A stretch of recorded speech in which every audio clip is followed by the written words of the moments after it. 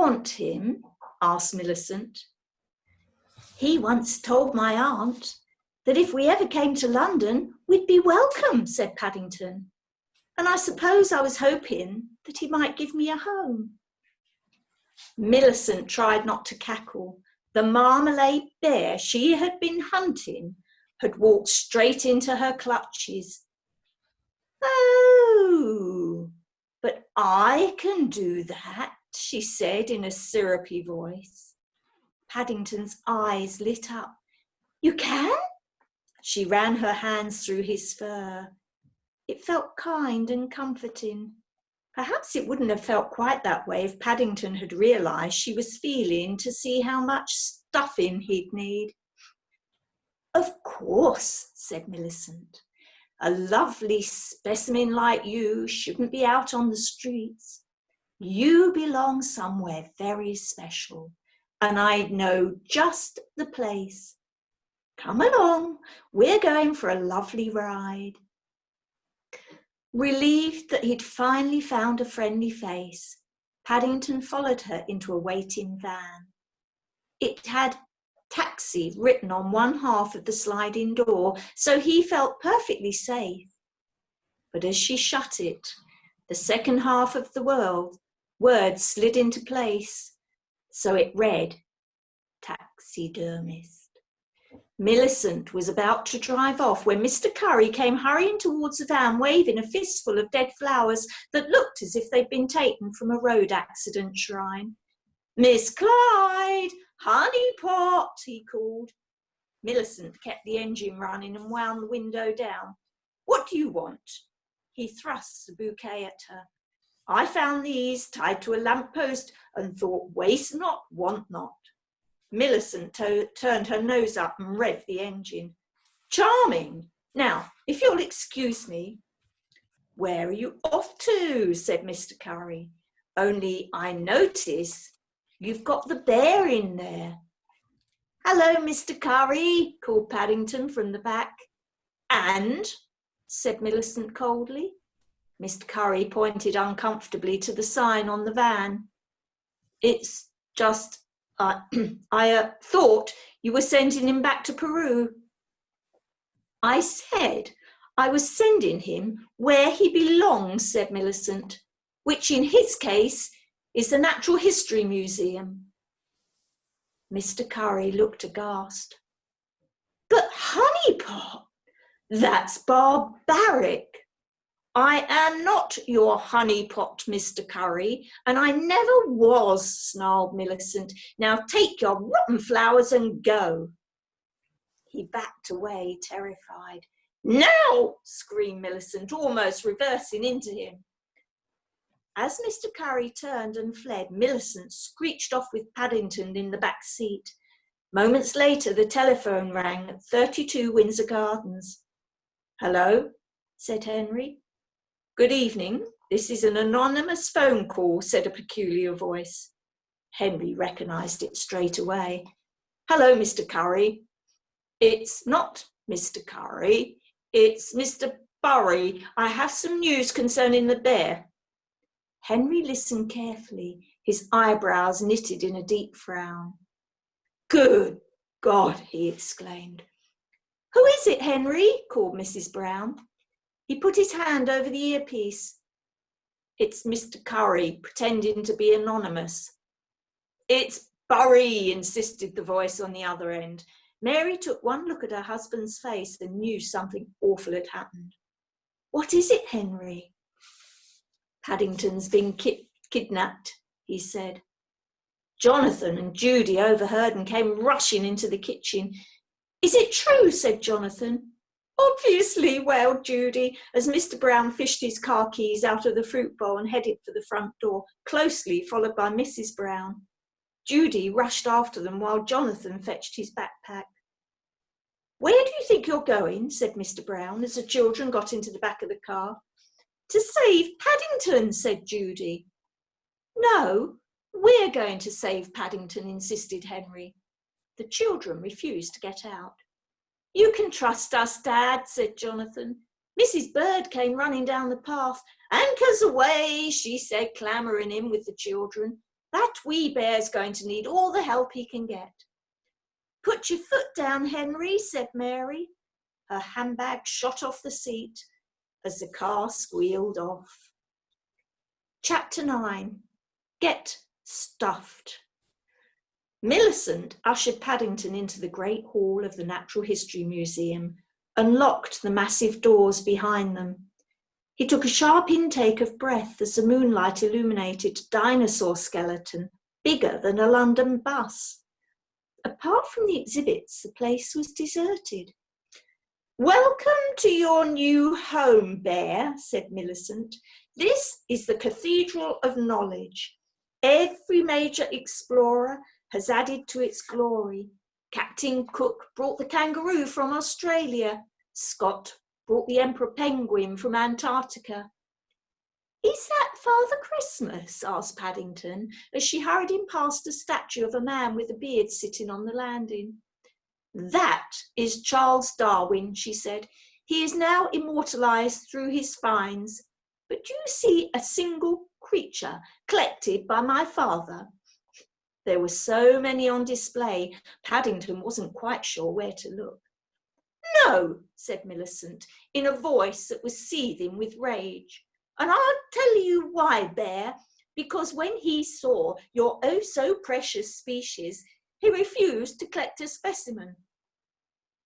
A specimen, said Paddington, not entirely sure what she meant. He returned from Peru and showed his film footage to the gentlemen of the Geographers Guild, who of course wanted a specimen to display in the museum, Millicent snarled and slapped her own forehead. But oh no, my father said you bears were intelligent and civilised and he would never harm you. The guild revoked his membership on the spot. Daddy could have been rich and famous, but he threw it all away and got a job in a petting zoo. She almost spat her last words. Sounds nice, said Paddington, looking at the prehistoric monkey skulls. Millicent narrowed her eyes. Well, it wasn't. We lived above the donkeys. I had to walk through their stinking pen on my way to school, and all the children used to mock me. She chanted in a sing-song voice like a 6-year-old. Dung breath, Millicent's got dung breath. She pounded up the next flight of stairs. That's when I realised my father had been wrong to do what he did, she said, and I vowed that one day I would get hold of the specimen that ruined my childhood and put it here where it belongs. She whipped a dust sheet off an enormous specimen cabinet adorned with a plaque. It was engraved with the words, Ursus Marmalada. The fur on the back of Paddington's neck stood on end. That's right, Bear, said Millicent, grabbing him by the scruff of his neck. I'm going to stuff you. Paddington managed to wriggle out of her grasp. He ran off, but she pulled out her dart gun, aimed and fired. This time, she hit the target. Paddington gave a yelp, clutched his bottom, and with a big yawn, he tumbled down the stairs. Moments later, the Browns pulled up outside the museum, a little car-sick, but impressed by Henry's motor racing skills. They jumped out of the car.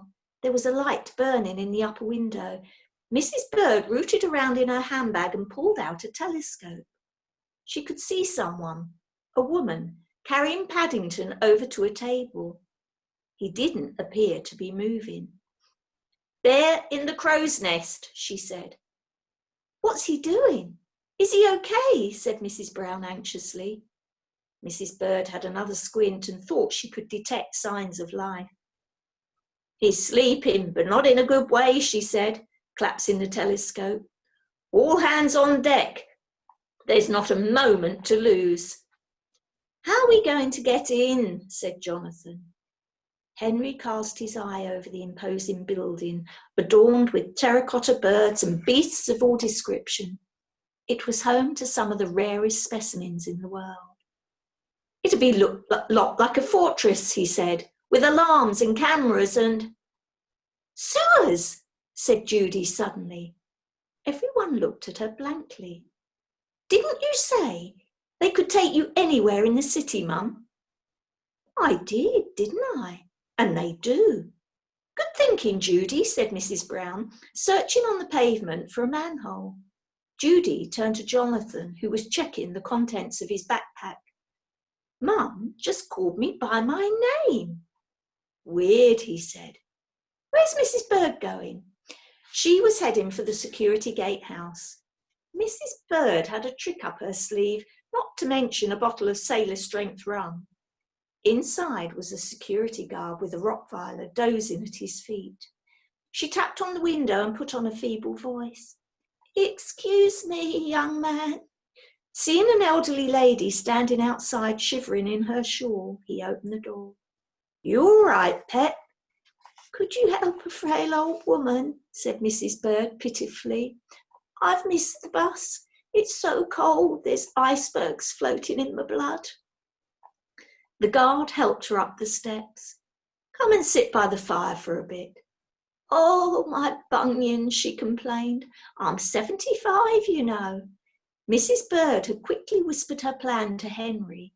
He hastily explained it to the rest of the family, and the Browns crouched down by a wall, a security camera standing between them and their destination. "Wait till it moves," said Henry. "I do hope Mrs. Bird's all right in there," said Mary. "She sailed round Cape Horn single-handed, Mum," said Judy. Mrs. Bird slipped off her shoes. Warming her feet by the fire, she studied the bank of monitors and worked out which lever operated the CCTV camera overlooking the manhole. Then she produced her bottle of rum and waved it at the guard. "Do you fancy a wee nip of antifreeze for the old pacemaker, laddie?" "Not while I'm on duty," he smiled. Mrs. Bird unscrewed the cap and took a swig. "Too strong for you, eh?" "Fighting talk," he grinned, relenting. "I'll get us a couple of glasses."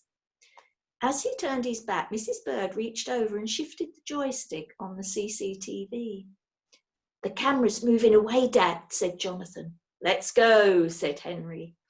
They all ran to the manhole cover, lifted it between them, and helped each other down the ladder into the old sewer below. "Why on earth would anyone want to kidnap Paddington?" puffed Mrs. Brown, running to keep up with Henry. "If that woman hurts him, I'll never forgive her." "Hurt him? Over my dead body," said Henry. But even as he spoke, Millicent was pulling out her knife and walking over to Paddington, who was snoring on the table in the secret stuffing room. She sharpened the blade lovingly, crooning a little song. "How much is that berry in the window? The one with the staring glass eyes." "Nearly there," said Mrs. Brown, running along the sewer tunnel. It was dark and dank, but apart from a bit of sludge, there was no raw sewage. "This place is amazing," said Judy. "I thought it would stink." "What's up, Dad?" Henry had reached the manhole cover directly under the museum and was trying to force it open with his shoulder. "It won't shift," he said. "It must be locked. Blast it." Jonathan reached into his backpack and pulled out an old box full of test tubes, vials of liquid and coloured powder. "That's my old chemistry set," said Henry. "It's lethal, is what it is," said Jonathan, rigging up a charge. "You did say blast it." "Got a light, Judy?" She felt in her pockets and gave him a box of matches. "Darling," said Mrs. Brown in distress, "I never knew you smoked." "They're for lighting joss sticks," said Judy hurriedly, "when I meditate." "You do? Oh, that's good for stress," said Mrs. Brown, nodding in approval. Jonathan lit the fuse and counted down. 5, 4, 3, 2. Henry waved his arms frantically. "Jonathan!" "What, Dad?" "Go for it, son." They ran to the bottom of the stairs, put their hands over their ears and waited for the boom. Bang! The manhole shattered like a poppadom. "That did the trick," said Jonathan, poking his head through the blackened hole in the floor of the Great Hall. "Hey, I can see the Diplodocus from here." They climbed out and ran over to a fuse box hidden behind an extinct giant moa from New Zealand. "Kill the lights," said Henry. Jonathan reached for the switch. Millicent raised her knife above Paddington's sleeping body. She was about to strike when the room was suddenly plunged into darkness. She slammed the knife into the counter beside him and fumbled in a drawer for her torch. Then, yanking the stuffed rhino's tail that opened the door from the inside, she marched out, flashing the beam. The Browns hid at the bottom of the grand staircase. They held their breath until she passed. Then, creeping out of the shadows, they hurried up the stairs to the top floor where Mrs. Bird had last seen Paddington through her telescope. "It's at the end of that corridor," said Henry, pressing his nose to a glass door barring their way. He rattled the handle. It was locked. "You'll have to blow it, Jonathan," he said. "Mind out, Mary." Jonathan shook an empty tin at him. "I can't. I've used all the explosive." Thinking on his feet, Henry opened the window and leaned out. "Henry, you are not going out there," said Mrs. Brown. "Do it, Dad," said Jonathan. Henry took off his overcoat and handed it to his wife. "Someone's got to," he said, "and that someone is me." He took Mrs. Brown in his arms and kissed her. "My hero," she gasped. "Ugh," grinned Judy, but as Henry stepped out onto the ledge, she stopped. "Seriously, Dad, get back in. It's snowing." "Sensible and boring," he said jauntily, clinging to a stone carving of a snake around the window as he sidestepped along. Against his better judgment, he looked down. The cars below looked no bigger than dinky toys. "Actually, this is insane," he muttered, inching back towards the open window. He bent his knees to climb back in, but seeing his family watching him with such adoration, he straightened up again. "Daddy's properly cool," said Jonathan. "He certainly is," gushed Mrs. Brown. Henry sighed. He was going to have to do this. He edged his way back towards the balcony, blinking the snowflakes from his eyes. He was almost there. Reaching out to grasp a stone-carved octopus tentacle, he realised his mistake too late. It was an icicle. It snapped off in his hand. "Oh, my God!" shrieked Judy. "Dad's fallen!" "Henry!" cried Mrs. Brown, craning out of the window. He was clinging to a gargoyle a few feet below. "I'm all right, Mary," he said, pulling himself back up. "Mum, is Dad somehow related to Spider-Man?" said Jonathan. "I'm beginning to wonder," she said. Henry reached the window of the stuffing room and looked in. Through the gloom, he could see Paddington lying still on the table, surrounded by sharp instruments. Was he too late? He tapped urgently on the pane. "Paddington! Paddington!" Nothing. No movement. "Paddington!" No response. Mr. Brown felt his eyes prickle. This was all his fault. He wouldn't blame his family if they hated him, but right now nobody hated him more than himself. "I'm so sorry," he sniffed. Paddington shifted on the table and raised his head. "Is that you, God?" he said blearily. "You sound much more like Mr. Brown than I'd imagined." "It is Mr. Brown," hissed Henry. "Look behind you." Paddington sat up. He was half awake, but when he saw who was on the balcony, he thought he was still dreaming. He rubbed his eyes. "Mr. Brown, what are you doing there?" "We've come to rescue you," he said. "Mr. Curry explained everything. I'm so sorry I didn't believe you. I wish you'd never left. I want you to live with us." Paddington brushed away a tear. "Do you really?" "We all do," smiled Henry. Meanwhile, Millicent had discovered the gaping hole in the hall where the manhole cover had exploded by almost falling down it. Spotting the mucky footprints leading up to the fuse box, she found to her fury that someone had turned the power off, which must have happened after she'd locked the door, which meant there was somebody still in the building. "Sabotage!" she hissed, hitting the alarm. She flicked the power switch. As the lights came back on, automatic security shutters began to lower on the doors and windows, including the ones in the stuffing room. "Quick, Paddington!" yelled Henry through the window. "Get out of there!" Chapter 10. Home. Paddington rolled off the table and hurried towards the lowering shutter as fast as he could, shaking his head to clear the grogginess. As he dived beneath it, his hat fell off. He went to grab it, but was too slow, and the shutter closed on his paw. He was trapped. The pain took his breath away, but the thought of ending up in the specimen cabinet gave him the burst of strength he needed. Struggling frantically, he pulled himself free. Paddington examined his paw. Apart from one claw, nothing was broken. And trying to ignore the throbbing, he raced along the upper gallery of the Great Hall. "You!" yelled Millicent from below. She raised her tranquilizer gun, but as she fired, Paddington leapt over the balustrade, landed on the back of the Diplodocus and ran down its spine as darts ricocheted off its skeleton. Tumbling off the end of its tail, he ran under a stone arch and through a door marked specimens. With Millicent hot on his heels, he zigzagged past countless jars filled with pickled animals, everything from slugs to coelacanths, their dead eyes staring at him, faces distorted against the glass.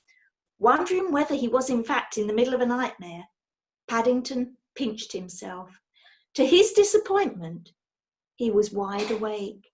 He sped up, burst out of the door at the far end, skidded down the corridor and ran into the nearest room. It was a dead end, a small, windowless space filled with a boiler and bits of cleaning equipment. Paddington turned to go back the way he came, but it was too late. He could hear Millicent's heels clacking towards him round the corner. He slammed the door shut and locked it. "Give up, Bear, there's no escape," she said from outside. He looked round desperately for a way out. The only route seemed to be the steel lime chimney above the boiler, but he would never be able to climb it. It was too slippery even for his claws. Suddenly, he noticed a pair of objects propped up in a recharging unit on the wall. He recognised them straight away. Cordless dustbusters. These ones were much bigger than Mrs. Bird's. Paddington turned one on to test the suction and almost disappeared up the nozzle. Hearing the sound of the vacuum, Millicent peered through the keyhole. "What are you doing?" she sneered. "Trying to make a clean getaway?" Feeling to make sure the boiler was cold, Paddington fetched the other dustbuster and turned them both on. Holding one in each paw, he stood under the open chimney vent and looked up. High above, he could see the moon shining like a 10-pence piece. It was a long way off, but he had to aim for it, or he was stuffed. Paddington steeled himself. Using suction from the dustbusters, he clamped himself to the inside of the vent.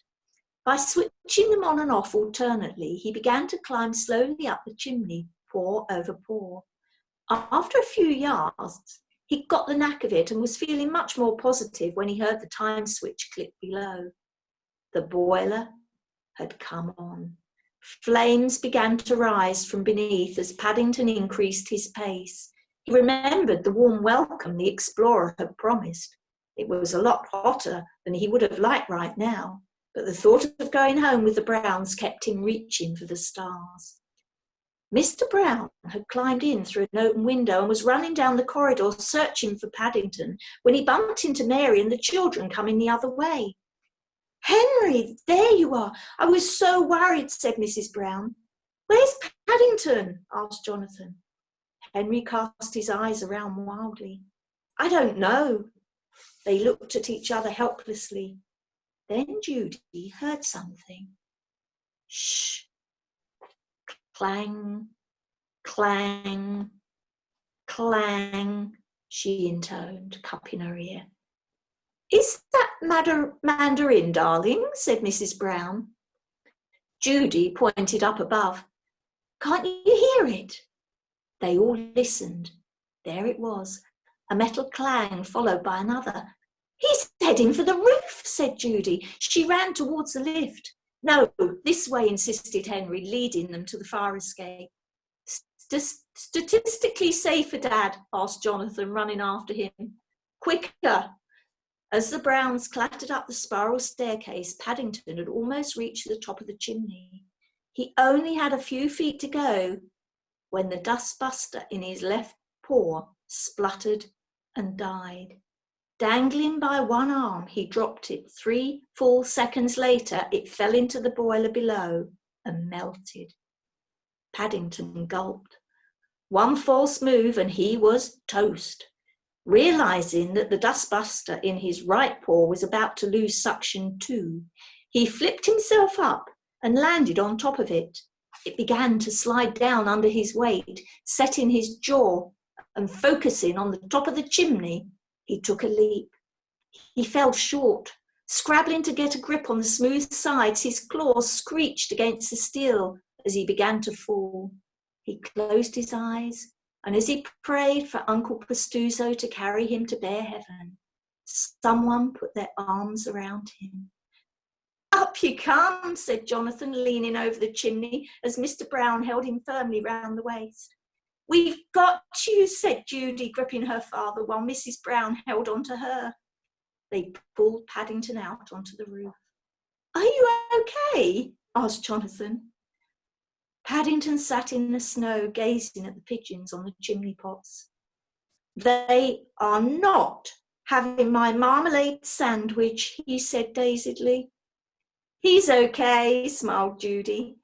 Henry helped Paddington onto his feet. "Come on, let's find Mrs. Bird and get out of here." "Not so fast," said Millicent. Paddington spun round. There she was at the other end of the roof, pointing her gun at him. "No!" cried Jonathan and Judy. "Hand over the bear," said Millicent, stepping closer. Mrs. Brown stood in front of Paddington and folded her arms. "No, we can't do that. He's family." Millicent laughed in her face. "Family? You're not even the same species." Paddington hung his head. Being a bear, he worried that the Browns would never truly accept him as one of their own. But then Henry stepped forward. "True, we're not the same," he said. "And when I first met Paddington, I wanted nothing to do with him." He faltered for a second. Out of the corner of his eye, he could see Mary looking at him just like she used to before the children were born. But my wonderful wife opened her heart to him, and so did my incredible children. "Respect," said Jonathan, bumping fists with Judy. "And at last I have too," said Henry. "It doesn't matter where Paddington came from, or that he's a bear with a peculiar marmalade habit. We love him. That makes him family, and families stick together." "You go, Dad," said Judy. Henry raised his fist like a general, and with great gusto he drew his speech to an end. "If you want Paddington, you'll have to take us all." "Okay then," shrugged Millicent, cocking her gun at his head. Henry tried hard to keep a stiff upper lip. "Ah, when I say all, I've never stuffed a human," said Millicent brightly. "But how hard can it be?" Just then Paddington came out from behind the Browns and walked towards her. Jonathan tried to pull him back, but he kept going. "There's a good little bear," grinned Millicent. "No," wailed Judy. There was a loud coo as a pigeon from Paddington Station landed on a nearby rooftop. It seemed to be able to smell marmalade from miles away and would stop at nothing to get it. Suddenly, Paddington had an idea. "May I have one last request?" he asked. What is it? Snapped Millicent. I'd like a sandwich, please. There's one in my hat. He took it out and held it up by the crust. Go on, then. She rolled her eyes. Seeing its prize, the pigeon rose up, flapping. Timing it perfectly, Paddington hurled the sandwich at Millicent, and a whole flock of pigeons descended and swarmed across the roof after the crumbs. Engulfed by hungry birds, Millicent stumbled backwards towards the edge of the roof. For a second, she teetered on the edge in her heels and was almost about to fall when a sudden gust of wind blew her back. Whirling her arms like windmills, she caught her balance. Nice try, Bear, she sneered, raising her gun. Paddington squeezed his eyes shut and awaited his fate. There was a loud bang and a scream. He opened his eyes again quickly. A skylight had swung open and knocked Millicent clean off the roof. Mrs. Bird's head poked out of the hatch. I had a feeling in my water I'd find you here, she hiccuped. The Browns gawped at her, speechless. Why are you all looking at me? She said, as Mrs. Brown helped pull her out. Get me down, yelled a voice from below. Mrs. Bird looked confused. She weaved across the roof and looked over the edge. There was Millicent dangling from a flagpole. Well, tickle my tartan, exclaimed Mrs. Bird, knee-bobbing back to the Browns. Paddington flew into her arms. Mrs. Bird, you saved me, he said, as the rest of the Browns joined him. Easy, she said, away with you. I've got a splitting headache. But while she pretended not to like a fuss, Mrs. Bird took her time to let them go. Far away from darkest Peru, Paddington Brown was sharing his marmalade-making skills with his new family. He'd given everyone a particular job to do, and they were all enjoying themselves no end. Mrs. Brown was peeling oranges. Jonathan and Judy were in charge of pips and pith. Mr. Brown was chopping, and while Mrs. Bird sterilised the jam jars, Paddington stood on a stool and stirred the pot with a big wooden spoon. How's it looking, Paddington? Said Mary. It smells pretty good, said Judy. Paddington waved his spoon in the air, flicking a sticky chunk onto his hat.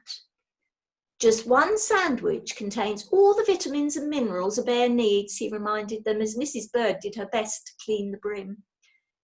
So I can cut out eating vegetables, said Jonathan. Mrs. Bird flicked him playfully with her tea towel. He said, bear, not boy. Paddington clambered down off the stool. There's something missing. Excuse me a moment. He disappeared into the hall, returned with an item of footwear, and dangled it over the pot by one lace. That's my shoe, said Mr. Brown. It's a secret ingredient, Mr. Brown, said Paddington earnestly. Henry thought about it for a second. He'd only bought those shoes because they were sensible. Now he looked at them properly. They were rather boring. Oh, go on then, he said. Paddington dropped the shoe into the mixture with a satisfying plop. As it came to a rolling boil, an intoxicating aroma filled the room. A delicious blend of fruit, forest, and family. The Browns inhaled deeply and swooned. Wow, said Jonathan. Every family should have a marmalade day, said Mary. And a bear, said Judy. Oh, especially a bear, said Henry fondly. Paddington, where are you?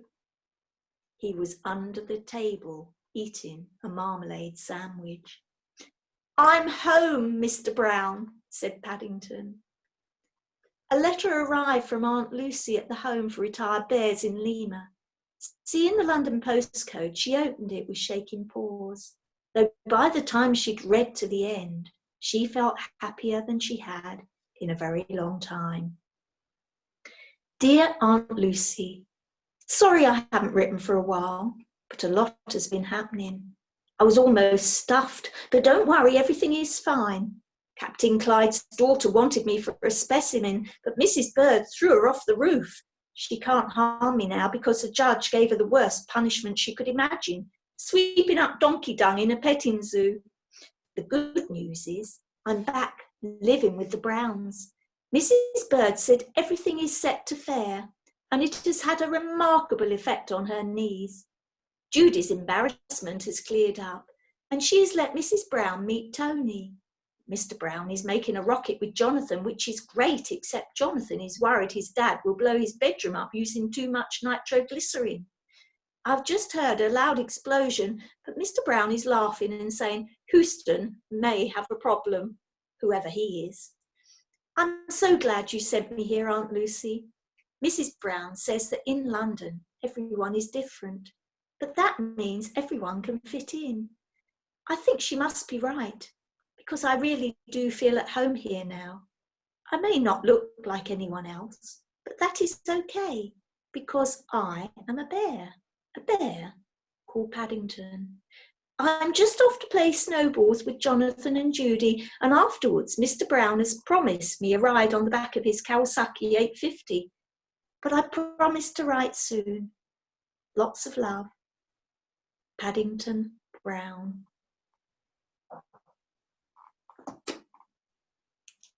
And that's the end of the story.